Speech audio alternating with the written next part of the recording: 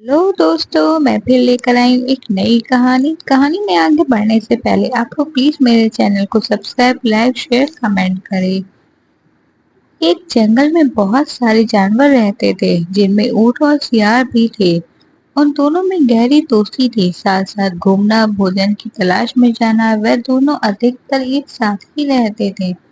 वही पास में एक छोटा सा गांव था। पास ही बहुत बड़ा खेत था, जिनमें सभी प्रकार की सब्जियां लगी हुई थी। लेकिन खेत और नदी के बीचों बीच नदी बहती थी। सियार नदी में पानी पीने के लिए आए थे। उनकी नजर उन तमाम सब्जियों पे पड़ती। वह बहुत खुश हो जाते। आज की सुखदायक भोजन का इंतजाम हो गया, जाकर मेरे दोस्त को बताता हूँ। वह अपने दोस्त ऊँट के पास जाता है और सभी बात उसको बताता है। ऊँट बोलता है, वह जाना खतरे से खाली नहीं। फिर भी सियार नहीं माना। वह जाने की जिद करने लगा और बोला, नदी को पार करने के लिए मैं तुम्हारे पीठ पर बैठ जाऊंगा। ऊँट बोला, ठीक है, तो चलो चलते हैं।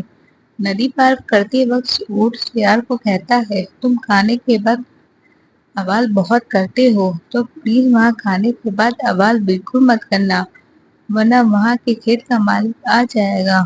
तुम तो बहुत तेज भाग जाओगे। लेकिन मैं भाग नहीं पाऊंगा। सियार बोला, ठीक है, मैं बिल्कुल भी आवाज नहीं करूंगा। वह दोनों खेत में सब्जियां खाने लगे।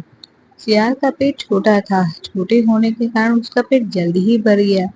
लेकिन ऊँट का अभी तक नहीं भरा था। ऊँट की विनती करने पर भी सियार जोर जोर से आवाजें करने लगा। आवाज को सुनकर खेत का मालिक वहां आ पहुंचा। सियार तो दुम दबाकर भाग खड़ा हुआ, लेकिन ऊँट वहीं का वहीं रह गया। बेचारा, उसको खूब डंडे से मार पड़ी। वह किसी वहां तरह से भाग नदी किनारे आ पहुंचा। सियार भी वही उसका इंतजार कर रहा था।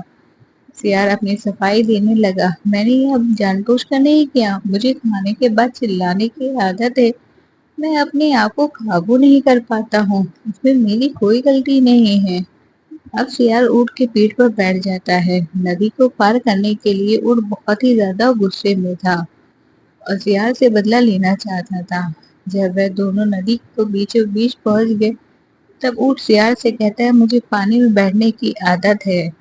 सियार की मेहनत करने के लगता है, कृपया आप नदी में ना बैठे, मैं नदी में डूब जाऊंगा। अपनी जान का हवाला देने लगा। फिर भी ऊँट नहीं माना और बैठ गया। नदी के भाव तेज होने के कारण सियार बह गया और नदी में डूब गया। मेरे विचार से मुझे लगता है ऊँट ने सियार के साथ गलत किया। मैं मानती हूँ सियार ने उसके साथ गलत किया था, फिर भी उसकी इतनी बड़ी सजा कि उसकी जान ही ले ली। यह तो जानवर है, लेकिन इंसान भी कुछ कम नहीं होते। हर इंसान ऐसे नहीं होते, लेकिन कुछ बदले लेने के चक्कर में एक दूसरे की जान लेने के लिए भी तुले होते हैं। Thank you for watching.